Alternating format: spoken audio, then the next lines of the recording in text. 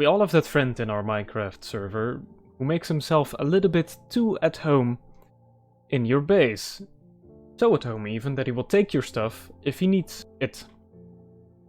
So what do? You make a plan to make a secret entrance. But you know, the basic 2x2 flush piston door simply won't cut it anymore.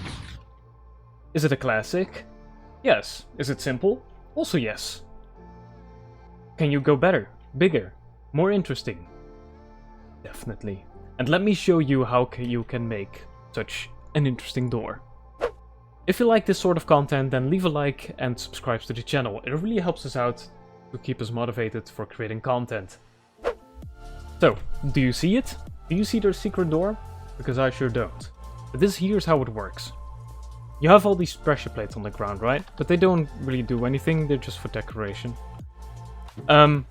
You have like your storage system, and these barrels are just filled with junk. No valuables to be found. To make it work, you simply have to put in this key, which is just an iron nugget named key with 2 Y's. It gets sucked up and the entire wall will open. Amazing, right? I think it is. And now you can access all your valuables.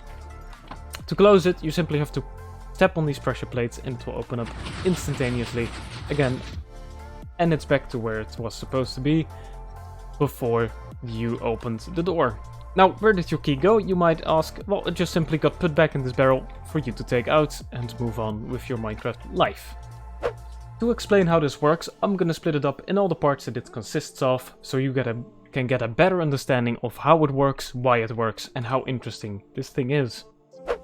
Part 1, which is to make sure that the key gets separated from all the other items. So here I have a barrel with some junk. Now, how do I make that the only thing that it sucks up is the key? Like so. Well, it's actually relatively simple.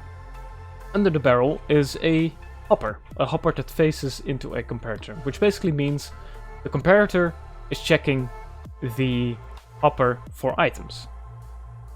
Now, the hopper is configured in such a way that it can only absorb key.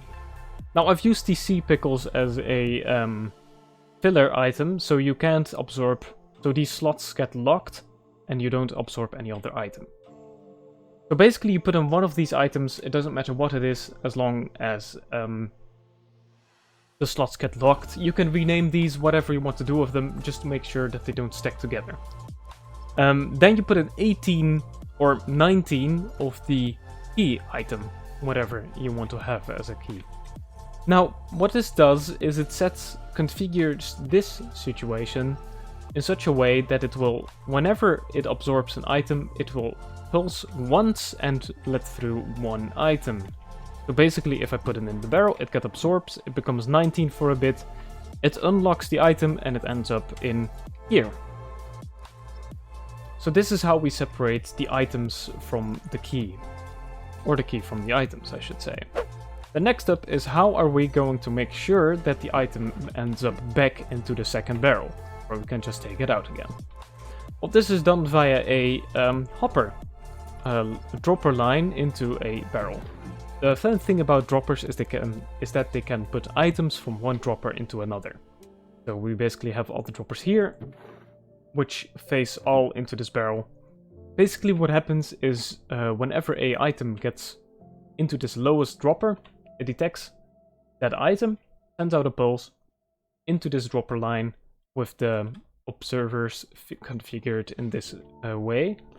So it pulses the item through the dropper line back into the barrel. And here for demonstration, we throw in the item, and the item gets pulsed back into the barrel. Step 3. It is the opening and closing of the piston door, or of the slime block door. The way this is configured is relatively simple. You have two lines of, one line of slime and one line of honey blocks. The slime and honey don't stick to one another, so we can use those as a way to open the door and create big redstone slime block doors. Now what happens when it gets activated is this piston pushes down the honey blocks. The honey blocks stick to the piston in this observer, which pushes them down as well. Then the observer observes being moved and activates this piston and pulls back this slime block row, which pulls down the observer and piston to get reset in the same position but one block lower. And here's a demonstration on how this looks. That's all that is. It's relatively simple and it's very compact and stackable.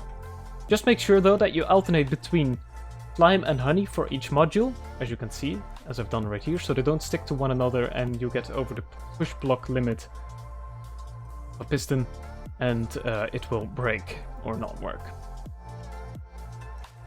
So the way we deactivate or close the door is by stepping on this pressure plate, which is basically a redstone line that gets sent through here, and then the observer will check and see the change in block and basically push up the piston again and then do the cycle in reverse, as you can see right here. Now the way we activate this is by retracting this piston, so this observer gets an update and it goes down in the cycle, which I just explained. Now, the blast furnaces or whatever you want to use is to prevent the flying machine to go wherever it desires and stops it in its track where we want it to stop. So basically when the door is closed, we need it to stop, so we put those blast furnaces there because blast furnaces can't be moved by pistons or slime blocks, basically stopping the cycle. Now, how do we take an output of it? It's really simple. I've shown you how we separate the item, the key from the items inside of the barrel, and basically it goes through upper line, and we take a pulse from that upper line, which basically just activates the same thing which I just showed you, and opening up the door. And then you can of course close it again. If you want this to be silent, like you hear a piston, and you don't want to hear a piston preferably, you can also just use a regular redstone tower, and which is completely silent, so it's not conspicuous at all. So that's how you construct one of the greatest hidden doors in existence. I definitely recommend you building this in your base. Not only is there a really cool addition in your base, and it's also really fun to build. I also recommend trying out different doors and different ways of creating these doors to create the greatest, biggest, most interesting doors you can imagine to impress all of your Minecraft friends. So that's it. That's how you make a slime block and honey block door. I hope this video was useful for you, and I will see you guys in the next episode. Goodbye!